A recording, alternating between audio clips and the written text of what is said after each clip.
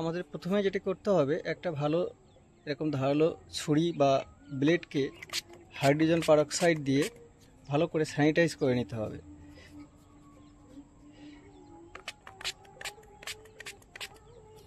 তারপরে ইনফেক্টেড জায়গাটিকে ভালো করে চেঁচে চেঁচে তুলে দিতে হবে। এইভাবে অনেকটা যতদূর ইনফেকশন থাকবে ততদূর বাকলটাকে কেটে বের করে দিতে হবে।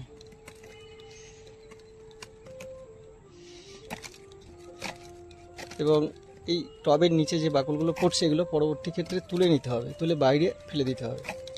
এবং বর্দ পেস্ট প্রলেপ দেওয়ার পরে এই গাছটাকে কিন্তু বাগানের একটা সেপারেট জায়গায় রেখে দিতে হবে। যতদূর পর্যন্ত এটা থাকবে ভালো করে চেঁচে চেঁচে তুলে দিতে হবে।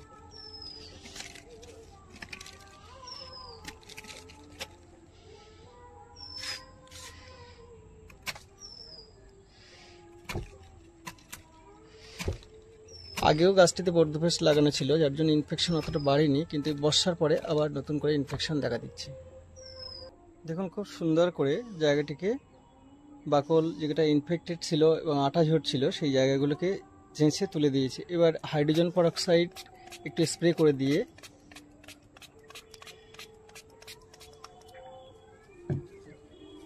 এই জায়গাটিতে আমরা এবার বর্দ পেস্ট প্রলেপ লাগিয়ে দেব।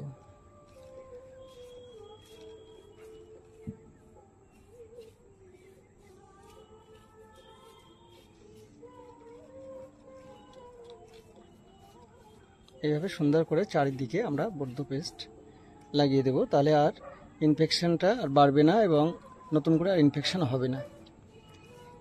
লক্ষ্য রাখতে হবে এর পরেও কিন্তু আঠা ঝরতে পারে, তখন সেই জায়গাটাকে চেঁচে আবার একটু বেশি এরিয়া ধরে আবার প্রলেপ লাগিয়ে দেব। বন্ধুরা, আমাদের কোনো অসুখ হলে আমরা যেমন ডাক্তারের কাছে যেতে পারি এবং সুস্থ হয়ে আসি ডাক্তারের কাছ থেকে, কিন্তু গাছেদের কোনো অসুখ হলে কিন্তু গাছ ডাক্তারের কাছে যেতে পারে না। সেক্ষেত্রে আপনাকে নিজেকেই কিন্তু ডাক্তার হয়ে উঠতে হবে এবং প্রাথমিক যে চিকিৎসা গাছের খুব ভালো করে সেগুলো জানতে হবে।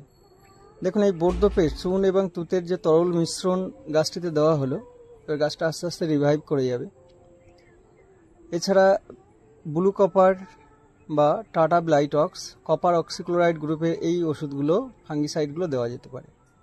যদি এগুলোও কাছে না থাকে তাহলে কাঁচা গোবর, যেটি হচ্ছে অ্যান্টি ফাঙ্গাল, অ্যান্টিব্যাকটেরিয়াল, অ্যান্টিভাইরাস, সেই কাঁচা গোবর কিন্তু একইভাবে বাকলটিকে চেঁচে আমরা দিয়ে দিতে পারি এবং তাতেও কিন্তু কাজ হবে ভালো। এছাড়া পাঁক মাটি, এটা খালের নিচের বা পুকুরের নিচের যে কালো মাটি, সেই মাটিটার প্রলেপ যদি আমরা দিই, কিছু যদি না থাকে হাতের কাছে, সেক্ষেত্রে কিন্তু অনেকটাই কাজ হবে।